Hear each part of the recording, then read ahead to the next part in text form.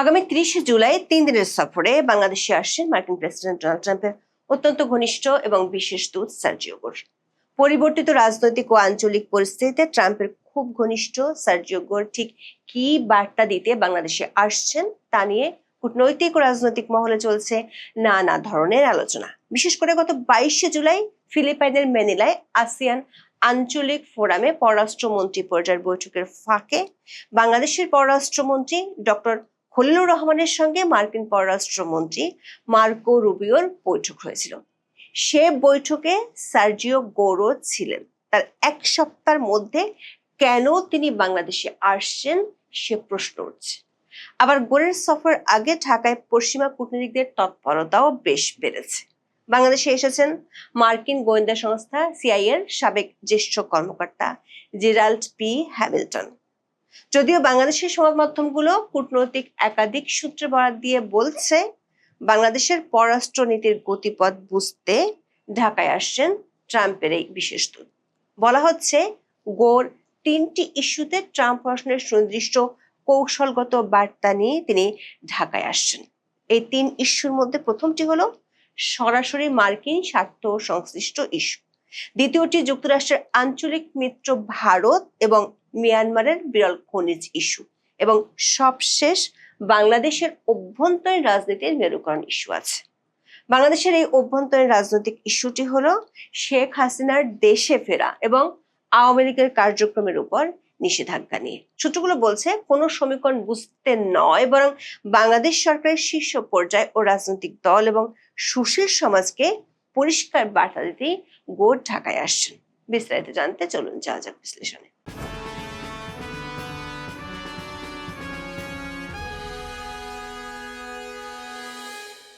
মার্কিন যুক্তরাষ্ট্রের দক্ষিণ ও মধ্য এশিয়া বিষয়ক বিশেষ দূত সার্জিও গোর কেবল একজন কূটনৈতিক নন, তিনি ডোনাল্ড ট্রাম্পের দ্বিতীয় মেয়াদের পররাষ্ট্রনীতির অন্যতম প্রধান কুশীলব। এর আগে তিনি হোয়াইট হাউসে প্রেসিডেন্টের সহকারী ও প্রেসিডেন্সিয়াল পার্সোনাল ডিরেক্টর হিসেবে দায়িত্ব পালন করেন। বাংলাদেশের গণমাধ্যমের খবরে বলা হচ্ছে বেশ কিছু সুনির্দিষ্ট লক্ষ্য নিয়ে তিনি ৩ দিনের সফরে ঢাকা আসছেন। ২৪ জুলাই বাংলাদেশের পররাষ্ট্র প্রতিমন্ত্রী শামা ওবায়দ সাংবাদিকদের বলেছেন ৩০ জুলাই ৩ দিনের সফরে বাংলাদেশে আসছেন গোর। তিনি আশা করছেন সার্জিও গোরের এই সফরে বাংলাদেশ ও যুক্তরাষ্ট্রের মধ্যকার সম্পর্ক আরো সুদৃঢ় হবে এবং সহযোগিতার নতুন নতুন দিগন্ত উন্মোচিত হবে। বাংলাদেশের সরকারি সংবাদ সংস্থা বাসোস এবং দৈনিক প্রথম আলোর খবরে বলা হয়েছে ৩ দিনের সফরের প্রথম দিনে সার্জিও গোর প্রধানমন্ত্রী তারেক রহমান ও পররাষ্ট্রমন্ত্রী খলিলুর রহমানের সঙ্গে বৈঠক করবেন। সফরকালে তিনি রাজনৈতিক দলের নেতা, পেশাজীবী ও নাগরিক সমাজের প্রতিনিধিদের সঙ্গেও মত বিনিময় করতে পারেন। শেষ দিনে কক্সবাজারের রোহিঙ্গা শরণার্থীদের পরিস্থিতি সরেজমিনে দেখার কথা রয়েছে তার। মিয়ানমারে চলমান গৃহযুদ্ধ এবং রাখাইন রাজ্যে আরাকান আর্মির অবস্থান বাংলাদেশের সীমান্ত নিরাপত্তা এখন এক জটিল সন্ধিক্ষণে।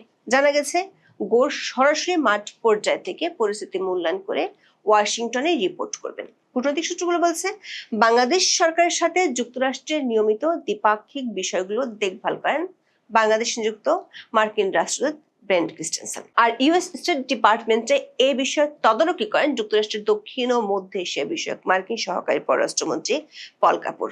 পল কাপুর গত মার্চে 2 দিনের সফরে ঢাকায় এসেছিলেন। তার সেই সফরে যুক্তরাষ্ট্রের স্বার্থ সংশ্লিষ্ট দ্বিপাক্ষিক বিষয়গুলো নিয়ে, বিশেষ করে বাণিজ্য চুক্তি নিয়ে আলোচনা হয়েছিল। এছাড়া গত মে মাসে দক্ষিণ ও মধ্য এশিয়া বিষয়ক মার্কিন সহকারী বাণিজ্য প্রতিনিধি ব্রেন্ডন লিঞ্চও বাংলাদেশ সফর করেছিলেন।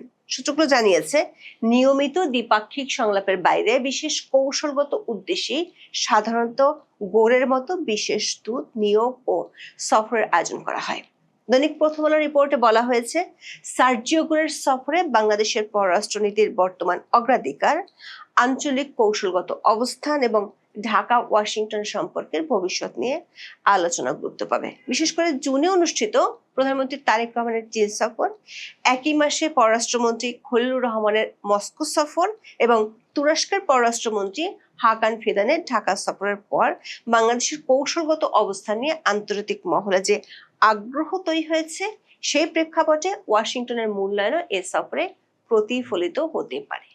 প্রথম আলো রিপোর্টটিতে বলা হয়েছে, গোরের এই সফরের উপর ভিত্তি করে প্রেসিডেন্ট ট্রাম্পের মেয়াদকালে আগামী 2 বছরে বাংলাদেশ নিয়ে যুক্তরাষ্ট্রের পররাষ্ট্রনীতির দিক নির্দেশনা পুনর্নির্ধারিত হতে পারে।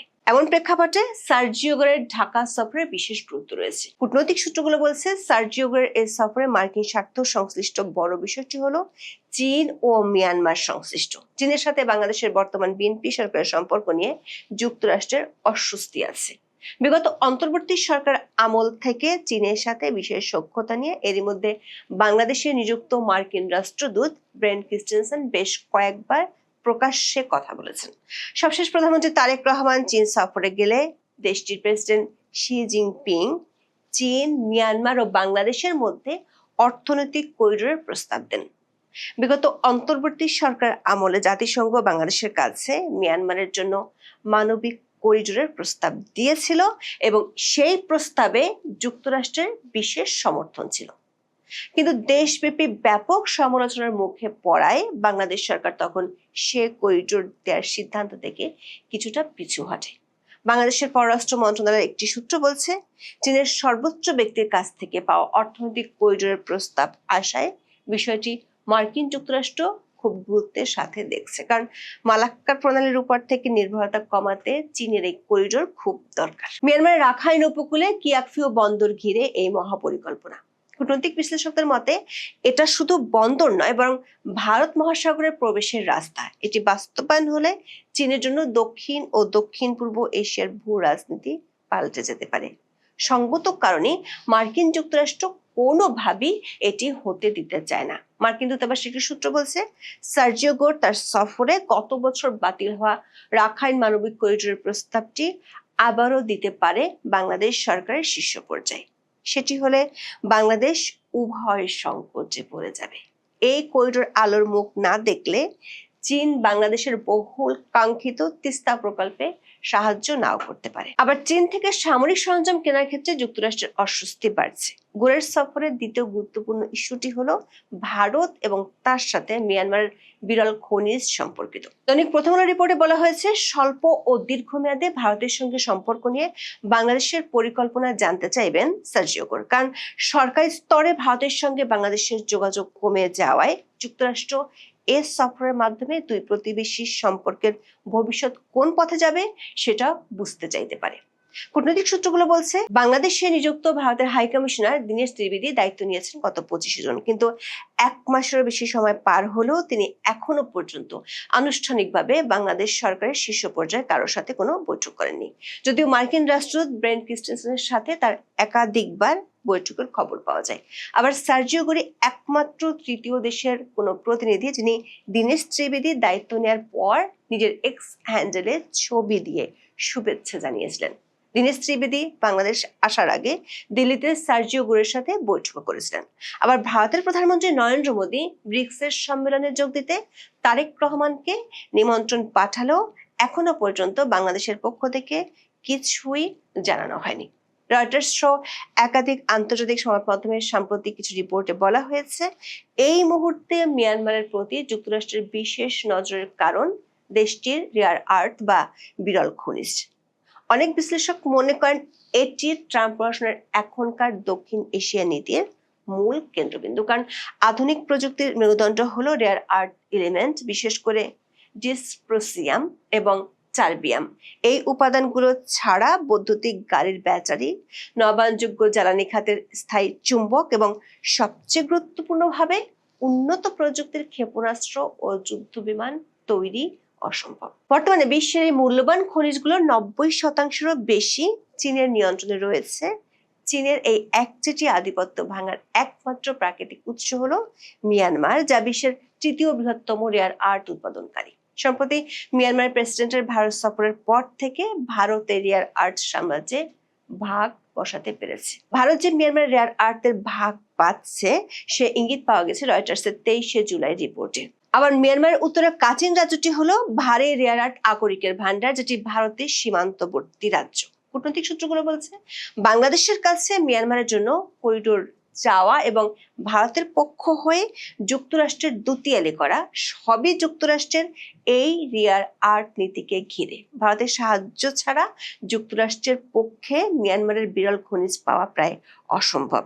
গত 10 বছরের বেশি সময় ধরে জান্তা সরকারের উপর নিষেধাজ্ঞা দেওয়া সহ নানা উপায়ে চেষ্টা করে যুক্তরাষ্ট্র ব্যর্থ হয়েছে। এই মুহূর্তে ভূরাজনৈতিক বাস্তবতায় দক্ষিণ এশিয়া, বিশেষ করে মিয়ানমারে অবস্থান তৈরি করতে হলে ভারত ছাড়া যুক্তরাষ্ট্রের হাতে কোনো বিকল্প নেই। অন্যদিকে চীন সরকারও সবশেষ বৈঠকে ভারতের সাথে নতুন করে সম্পর্ক তৈরির কথা জানিয়ে দিয়েছে। আবার দক্ষিণ ও মধ্য এশিয়ার বিশেষ দূত হিসেবে সার্জিও গোরের নেপাল সফর ব্যর্থ হয়েছিল।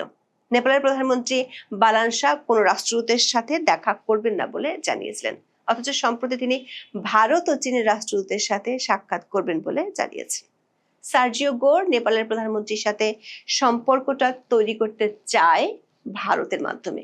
কূটনৈতিক সূত্রগুলো বলছে, ভারতের কাছে বাংলাদেশ যেমন একটি ইস্যু, তেমনি দক্ষিণ এশিয়াতে মিয়ানমার ও নেপাল এখন আমেরিকার কাছে তেমন ইস্যু। সেজন্য ভারত ও যুক্তরাষ্ট্র পরস্পরকে এই ইস্যুগুলোতে সাহায্য করতে চায়। ভারতের সাথে মিয়ানমারের সম্পর্ক এতটাই এগিয়েছে যে মিয়ানমারের 30 সামরিক কর্মকর্তাকে ভারতের তত্ত্বাবধানে প্রশিক্ষণ দিয়ে জাতিসংঘ শান্তিরক্ষী মিশনে পাঠানো হয়েছে। দর্শক, তারেক রহমানের সরকারের 5 মাসের মাথায় গোর বাংলাদেশ সফরের সিদ্ধান্ত নিয়েছেন।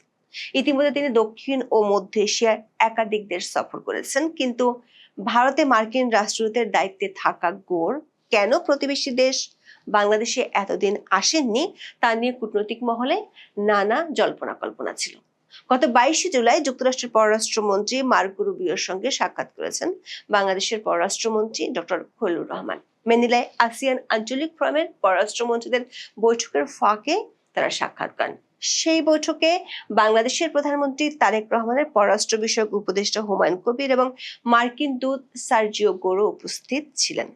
প্রশ্ন উঠেছে, শীর্ষ পর্যায়ে এমন বৈঠকের পর কেন গোর 1 সপ্তাহের মধ্যে বাংলাদেশে আসছেন? ধারণা করা হচ্ছে সরাসরি শীর্ষ পর্যায়ে এবং রাজনৈতিক দলগুলোর উদ্দেশ্যে কিছু বার্তা দেওয়ার জন্যই তিনি আসছেন। এই সফরে গোর বাংলাদেশ সহ দক্ষিণ এশিয়ার ভূ রাজনীতিকে বিবেচনায় রেখে তারেক রহমান সরকারের সঙ্গে দ্বিপাক্ষিক আলোচনা করবেন। তাৎপর্যপূর্ণ বিষয় হলো, ডোনাল্ড ট্রাম্পের বিশেষ আস্থাভাজন গোর এমন সময় ঢাকা সফরের সিদ্ধান্ত নিয়েছেন যখন সম্প্রতি বাংলাদেশের সাবেক প্রধানমন্ত্রী শেখ হাসিনা তার দেশে ফেরার কথা বলেছেন। আর শেখ হাসিনার দেশে ফেরার ইস্যুটি কূটনৈতিক দিক থেকে ভারতের সাথে সরাসরি সম্পর্কিত, কারণ তিনি 24-এর 5ই আগস্ট থেকে দিল্লিতে আছেন। আবার কূটনৈতিক পর্যায়ে অস্বস্তির কারণে বাংলাদেশে অন্তর্ভুক্তিমূলক রাজনীতির আলোচনাটা কোনো পক্ষই শুরু করতে পারছে না। মার্কিন যুক্তরাষ্ট্র ছাড়াও ইউরোপীয় ইউনিয়নভুক্ত বেশ কিছু দেশের প্রতিনিধিরা এ বিষয়ে বাংলাদেশ সরকার ও বর্তমানে সক্রিয় রাজনৈতিক দলগুলোকে বার্তা দিয়েছে। কয়েকদিন আগে ব্রেন্ট ক্রিস্টেনসন এবং সবশেষ 27 জুলাই ফ্রান্সের রাষ্ট্রদূত জার্মান চার্লস দাফিয়ার্স এনসিপি নেতাদের সাথে বৈঠক করেছে। কূটনৈতিক মহলের ধারণা, বাংলাদেশে অন্তর্ভুক্তিমূলক রাজনীতি এবং মানবাধিকার পরিস্থিতির ক্রমবর্ধমান অবনতি নিয়ে মার্কিন প্রশাসন দেশে বিদেশে চাপের মুখে আছে।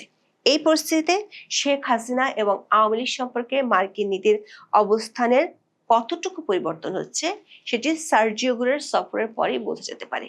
তবে শেখ হাসিনা সম্প্রতি আওয়ামী লীগের দলীয় সভায় বলেছেন, আন্তর্জাতিক পরিস্থিতির দ্রুত পরিবর্তন আসন্ন এবং তার দলের বেশ কয়েকজন নেতা বিদেশি পক্ষগুলোর সাথে যোগাযোগ রাখছেন। আবার পরিস্থিতি বিবেচনায় এটিও পরিষ্কার যে ভারত সরকারও দ্বিপাক্ষিক আলোচনায় মার্কিন প্রশাসনকে বাংলাদেশের পরিস্থিতি এবং শেখ হাসিনার দেশে ফেরার বিষয়ে জানিয়েছে।